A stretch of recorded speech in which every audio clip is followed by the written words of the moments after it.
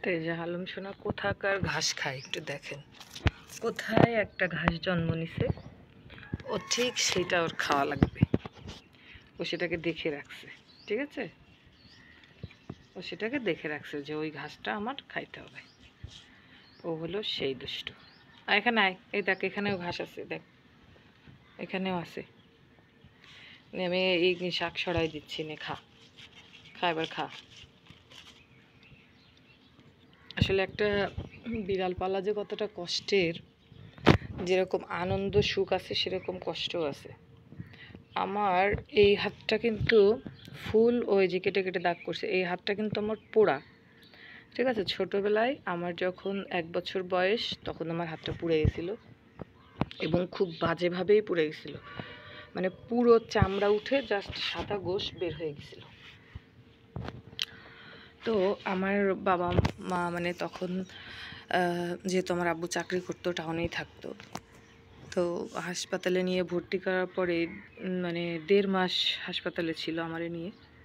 মানে তাহলে কি পরিমাণ জঘন্য পুড়ছে যে বাসায় শিফট করতেও না 1.5 মাস অত সময় লাগেনি, বাসায় শিফট করতে সারছে দেরিতে, বাট ফুল 10 দিনের মতো মানে হসপিটালে ছিল। তো আর এক একটা মলম ছিল সেই বাজারে 89 সালে সম্ভবত 25 টাকা 30 টাকা। তখন কিন্তু 25-30 টাকায় 1 কেজি গোশ পাওয়া যেত, হয়তো বা আরও কম ছিল তখন, যেহেতু আমার ধারণা নাই। আমি যখন একটু বড় হয়েছি, আমার যতটুকু মনে আসে তখন 35 টাকা 40 টাকা গরুর মাংসের কেজি ছিল। তো মনে হয় আমার বাবার 1 মাসের ফুল স্যালারি আমার উপরে চলে যায় শুধু এই পোড়া হাতটা ঠিক করতে। যে আমার হাতগুলো কিন্তু দেখলে বোঝা যায় না, মনে হয় এই যে পোড়া, এই যে ছোট ছোট এই দাগগুলো কিন্তু আমার পোড়া দাগ। এটা বাম হাত, ডান হাত না। এই যে এগুলো কিন্তু পোড়া, এটা অবশ্য পরে পড়ছে রান্না করতে, যে এই যে পোড়া দাগ, ঠিক আছে। এই ফুল হাতটা কিন্তু আমার পোড়া। সেই হাতে এই যে সাদা সাদা যে দাগগুলো দেখতেছেন, এটা হচ্ছে হালুমের দেওয়া, আর এইটা হচ্ছে আমার ডান হাত, ঠিক আছে। তো আমার ডান হাতের থেকে কিন্তু বাম হাতটা বেশি কালো এবং পোড়া। এর একটাই কারণ, আমার হাতটা যেহেতু পুড়ে গেছিলো, তাই আমার হাতটা পুড়ে কিন্তু কালো হয়ে গেছে এটা। আর সেই হাতটা মনে করেন হালুম এমন বাজেভাবে কাটছে, এই হাতটা আমি মানুষের সামনে, মনে করেন মানুষের সামনে তো খুব একটা যাই না, যাই হোক নিজেদের লোকজনের সামনে হাতটা বের করতে লজ্জা লাগে, মানে হাতের অবস্থা এত খারাপ। এমনিতেই পড়া, ওই কোনায় চলে গেছে, এই বেয়াদব ভাই এখানে আয়, পলাই গেছে আমার কাছ থেকে।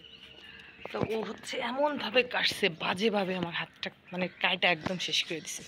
এমনকি আমার ডান হাত ভালো রাখছে, এই যে ডান হাতে তো প্রচুর অসংখ্য দাগ, যত দাগ আছে আমি জানি না সব দাগ বোঝা যাচ্ছে কি না, প্রচুর দাগ। তারপরেও এই যে দাগ, লম্বা লম্বা দাগ, এই যে প্রচুর দাগ। তো এই হাতটা যা হোক একটু কম বোঝা যায়, কিন্তু বাম হাতটা যেহেতু কালো এবং পোড়া, যার কারণে ওই হাতটা ও যখন কাটে দেয় রক্ত টক্ত বের হয়, এত বাজে দেখা যায় কি বলবো।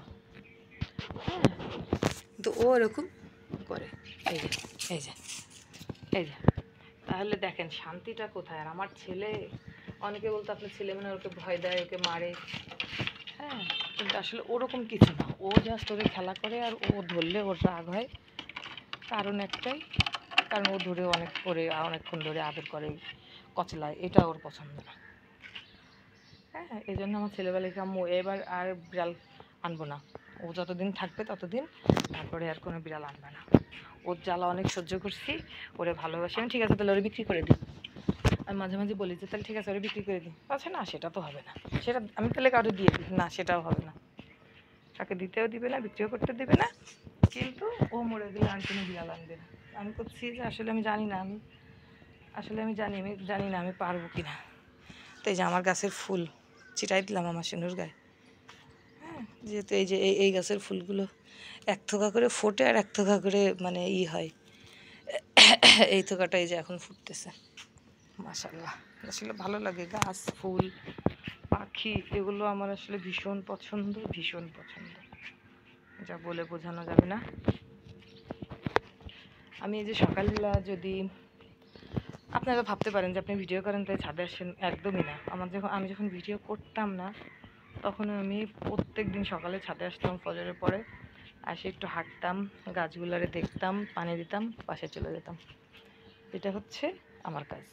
আমার ভালো লাগে, গাছের কাছে না আসলে মনে হয় কি একটা মিসিং মিসিং, ঠিক আছে, মানে মিসিং মিসিং মনে হয় যে কী নেই এরকম একটা ব্যাপার। তো এই হলো আমার সোনা, এই যে বসেই গেছে। তাই বলতেছি যে আসলে মানে বিড়াল পালা, এই যে বলে আধিক্যতা, তাই না, অনেকেই আছে বলে আধিক্যতা, আসলে আধিক্যতার কিছু নাই ভাই। ওদের পিছনে যেই পরিমাণ খরচ, এই টাকার কসমেটিক্সও আমি মনে হয় বছরে ব্যবহার করি না। ওর পিছনে যতটুকু আমি খরচ করি, হ্যাঁ, ওর পিছনে আমি যতটুকু খরচ করি, ওইটা দিয়ে আমার ভালো 2-3টা মানে দামি ড্রেস হয়ে যায়। কিন্তু সেটাও করি না, ওর পিছনে খরচ করি, কারণ ও আমার সন্তান।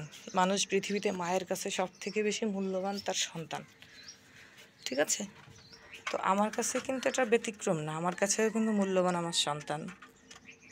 তো আমার এখন 3টা সন্তান, 3টা সন্তানের খরচ সব কিছু মিলায়ে, তারপর তো এই এই এই দেখো দেখো দেখো দেখো কী করে দুষ্টামি। বেরো, ওই ওই যে এই গাড় পর পড়বে, আল্লাহ বেয়াদব, বেরো এখান থেকে, বেরো।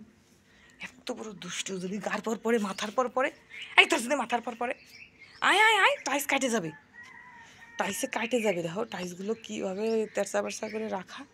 বেরো, আয় আস্তে আস্তে, আস্তে আস্তে আয়, কাটে যাবে মা। দেখো দেখো লাভ দেবে, লাভ দিয়ে মানে দৌড়ায় আমার কাছ থেকে পলাবে। এই হলো ওই যে পলাইছে কিন্তু, করে করে, এই করে করে করে, আমি দেখি নাই তো করে করে, এই যে পাইয়ে গেছি। তো সোনা চলে আসছে, একটা সোনা। দেখছো মা কি ফুল ফুটছে। এই গাঁদা ফুলের বীজগুলো গত বছর আমি রেখে দিছিলাম, এবছর দিছে, এখনও উঠে নাই। সমস্যা নেই, এই ফুলটা বীজ হইলে এটার গাছটা লাগাই দিব। এই যে মাশাল্লাহ গাছটা ভালোই হয়েছে। এটা কিন্তু আমার অবহেলিত গাছ, জাস্ট আমি ওকে মারি নাই বা ফেলি নাই, যে থাক রয়েছে। এই বট গাছের গোড়াটাই ছিল, গাছটা রেখে দিছিলাম, যে উঠছে যখন থাক। তো আসলে সত্যি আমি ভাবিনি এত তাড়াতাড়ি ফুল আসবে। এটা কিন্তু শীতকালে ওই যে বীজ হয়েছিল, বীজ থেকে পড়ে এই চারাটা হয়েছে। তার মানে ওর বয়স কিন্তু এই জানুয়ারি ফেব্রুয়ারিতে প্রায় 1 বছর হয়ে যাবে। জানি না ততদিনও বাঁচবে কি না, দেখা যাক কতদিন বাঁচে। যেহেতু ফুল ফুটলে তারপরে আর খুব বেশি দিন মানে বাঁচে না, যেহেতু ফুলটা ফুটেই গেছে, জানি না তারপরে আর কতদিন বাঁচবে। আর এই যে এটা হলো দুষ্টু। সারাদিন আমারে নিয়ে নিয়ে দৌড় করাবে, ওর পিছন পিছন। একবার উপরে যাবো, একবার নিচে যাবো, অবশ্য যাইতে দিই না নিচে, খুব একটা ধুলোবালি মাখতেও দিই না। তো বিড়াল পালার কি সুবিধা দেখছেন, শুধু শুধু শুধু শুধু দৌড় পাড়তেছে। চল বাসায় চালায়। সবাই ভালো থাকবেন, সুস্থ থাকবেন, আল্লাহ হাফেজ।